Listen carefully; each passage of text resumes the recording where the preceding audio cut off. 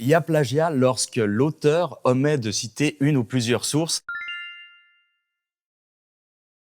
L'omission existe si les sources sont citées de manière incorrecte, c'est-à-dire de manière incomplète ou imprécise, et ce, même si la personne à l'origine n'avait pas connaissance des bonnes méthodes de citation. Par exemple, si tu prends un bout de texte et que tu le mets tel quel dans le rapport, que tu le cites en note de bas de page, mais que tu omets de le mettre entre guillemets, bah là, c'est pas correct, désolé. Il faut savoir que le plagiat, ça concerne vraiment tout le monde, et tout le monde peut en être victime aussi. D'ailleurs, à ce titre, il y a aussi des règlements d'université spécifiques pour, par exemple, l'université de Neuchâtel, que vous trouvez en lien quelque part ici, là, ou en description de la vidéo. Oui, ça peut arriver, mais heureusement pour toi, il y a plein de guides pour t'apprendre à citer correctement, dont cette vidéo d'ailleurs. Ah oui, il faut le préciser. Même si tu es très snob et que tu as de très bonnes idées, faut les référencer, que ce soit d'ailleurs du texte, une image, une ligne de code, des schémas, des images, tout ce que tu as fait précédemment, il faut le citer. Et d'ailleurs, les slides des profs, ça aussi il faut citer. Mais ça reste un travail réalisé par une tierce personne. Alors que ce soit une institution, un collectif ou une personne individuelle, il faut attribuer les droits d'auteur.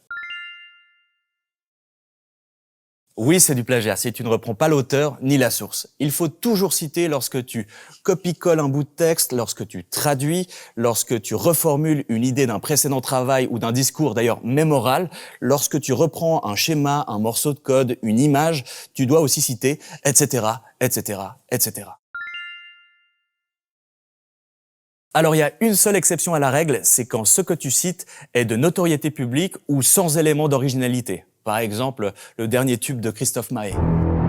Alors plus sérieusement, si tu dis que Apple a inventé l'iPad ou encore que les 4 P de marketing sont le produit, la place, la promotion et le prix, ça c'est de notoriété publique. T'as pas besoin de citer. Tu peux considérer que c'est une connaissance commune si les lecteurs connaissent déjà l'information ou si elle est déjà disponible sur des sources de référence générales.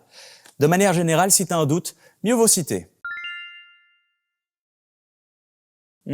Détrompe-toi, aujourd'hui les logiciels sont très performants pour détecter des ressemblances avec du contenu déjà existant. Il y a par exemple Compilation.net qui sert à détecter le plagiat, que tu peux d'ailleurs utiliser si jamais tu as envie de vérifier tes propres travaux. Alors ça, c'est pas exactement du plagiat, c'est du ghostwriting ou l'utilisation d'écrivains fantômes, et ça, c'est aussi une fraude. Et puis, à convoquer des forces occultes et des fantômes, bien sûr qu'on sait que ça va mal se passer.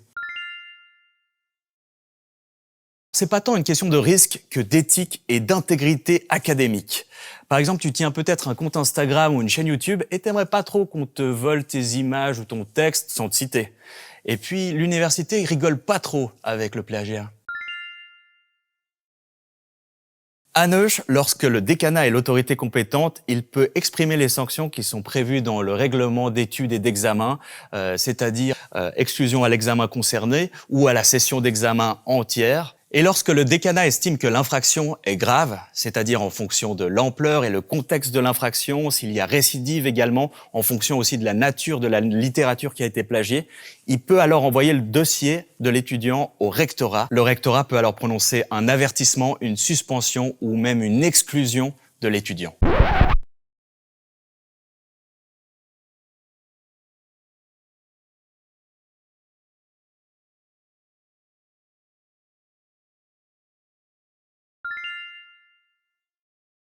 Bon, là, vous me dites, t'es bien sympa, mais alors comment on fait pour citer correctement? Eh ben, c'est une bonne question, parce qu'on a aussi fait une vidéo à ce sujet et je vous invite à cliquer là, là ou là.